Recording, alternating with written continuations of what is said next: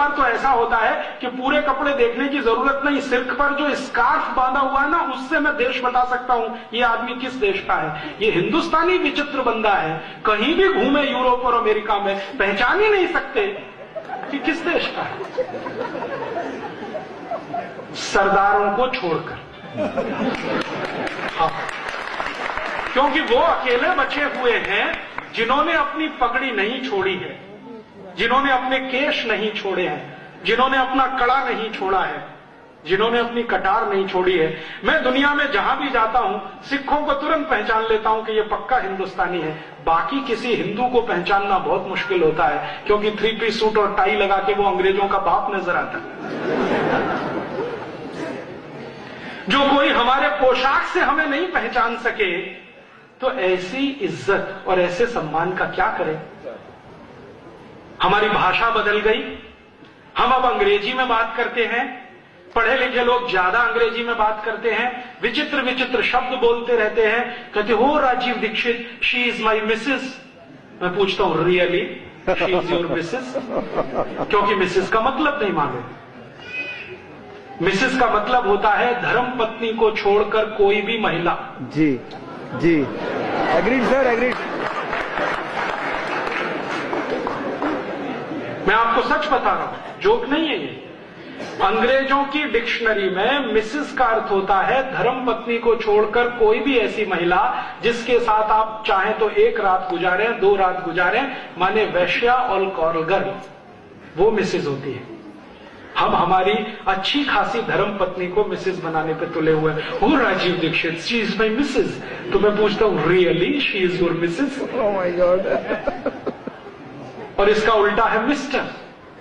Mister माने पति को छोड़कर कोई भी पुरुष जिसको आप इस्तेमाल करने के लिए लाए, पैसा देके सवेरे विदा करेंगे, वो मिस्टर। हम अपने धर्म पति को मिस्टर बनाते हैं, धर्म पत्नी को मिसेस बनाते हैं, बिना सोचे समझे अंग्रेजों की नकल करके अपने को अंग्रेजों से बड़ा सिद्ध करने की कोशिश करते हैं। बच्चों को बचपन से बड़ा करते हैं, उनको कविताएं भी सुनाते हैं तो अंग्रेजी में twinkle twinkle little star how I wonder what you are. उन बच्चों को पूछो भैया इसका मतलब क्या है, मालूम नहीं। Twinkle twinkle little star how I wonder what you are, मतलब मालूम नहीं है। रटा रटा के उसको तोता बना दिया, पोपट। कभी कभी कुछ बच्चे आते हैं, rain rain go away come again another day little baby wants to play. फिर मैं उनसे पूछता हूं मतलब मालूम है इसका क्या? रेन रेन गो अवे माने बारिश तुम चली जाओ, कभी भी बताओ क्योंकि मुझे खेलना है। भगवान ने अगर सुन लिया तो आप बोल रहे हैं रेन रेन गो अवे, बारिश तुम चली जाओ चली जाओ चली जाओ, कभी भी बताओ। भगवान ने सुन लिया बारिश आएगी नहीं, भूखे मर जाएंगे आप सब। ऐसी उल्टी उल्टी कविताएं क्यों सिखा रहे हैं? Rain rain go away come again another day. तो आप बोलेंगे जी कौन सी कविताएं सुनाएं? क्या पंजाबी में कोई कविता नहीं है, हिंदी में नहीं है, मराठी में नहीं है? मराठी की एक कविता मुझे याद आती है, बता देता हूं। ये रे पाऊसा तुला दे तो पैसा, पैसा जाला खोटा पाऊस आला मोटा। माने बारिश तुम जल्दी जल्दी आओ, जल्दी जल्दी आओ, ज्यादा ज्यादा आओ, मैं तुमको पैसा दूंगा। ऐसी कविता है मराठी की। ऐसी ही होगी कोई पंजाबी में, ऐसी ही होगी हिंदी में, जिसमें बारिश को हम बुला रहे हैं, रेन रेन गो अवे नहीं सिखा रहे हैं, बारिश तुम चली जाओ।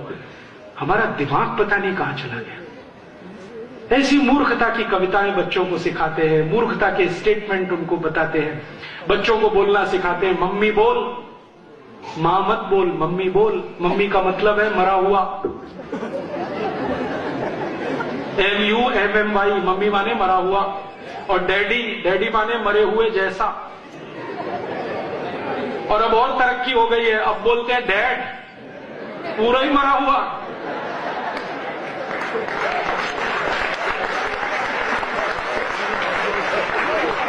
कितना सुंदर शब्द है मां, कितना सुंदर शब्द है पिता। तो मां पिता माताजी पिताजी सब छोड़कर मम्मी डैडी, मॉम डैड, मम्मा, पता नहीं कहां कहां। मम्मा बोलने में गर्व है, अम्मा बोलने में शर्म है। अक्सर मैंने घरों में देखा बच्चों को मम्मा बोलेंगे, कहो अम्मा बोलो, शर्म आती है। मम्मा का ही कोई मतलब नहीं है, ना अंग्रेजी में है, ना फ्रेंच में है, ना जर्मन में है, ना इटालियन में है। दुनिया की किसी भाषा में मम्मा शब्द ही नहीं है। और हमारे घरों के बच्चे मम्मा मम्मा मम्मा मम्मा, और मम्मा भी जवाब देती रहती, हाँ ठीक है बेटा बोल।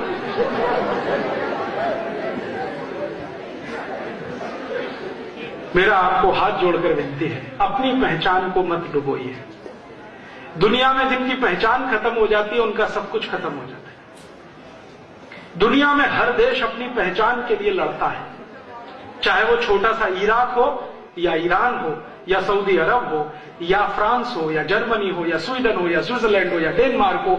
हर देश अपनी पहचान के लिए लड़ रहा है, दूसरे किसी भी देश की गुलामी में जाने को तैयार नहीं है, क्योंकि पहचान खत्म हो जाएगी। हम खुशी से अपनी पहचान लुटवाने पर, खत्म करवाने पर तुले हैं। मेरी आपको विनती है कि भगत सिंह जी के शहादत दिवस की पूर्व संध्या पर अपने जीवन में एक संकल्प लें कि हम अपनी पहचान बनाकर रखेंगे, क्योंकि आपकी पहचान चली गई तो फिर आपकी आने वाली पीढ़ी के सामने तो और बड़ा संकट खड़ा हो जाएगा। और जिस लोगों के समाज की पहचान चली जाए, राष्ट्र भी टूट जाएगा, राष्ट्र भी चला जाएगा, बचेगा नहीं इसमें कुछ भी। इसलिए इस अंग्रेजियत में से डूबे हुए आप सब लोग थोड़ा बाहर आइए, अपने जीवन में छोटे छोटे से कुछ संकल्प लाइए और इन संकल्पों की मदद से अपनी पहचान को आगे बढ़ाइए। आप बोलेंगे हम भारत में रहते हैं तो भारत की पहचान है कुछ, वो पहचान कहां है? भारतीय भोजन, भारतीय भाषा, भारतीय भूषा, भारतीय भजन, भारतीय भेषज, ये सब भारत की पहचान है। मेरा कहने का मतलब यह है कि जहां भी संभव हो अपनी पहचान मत खोइए।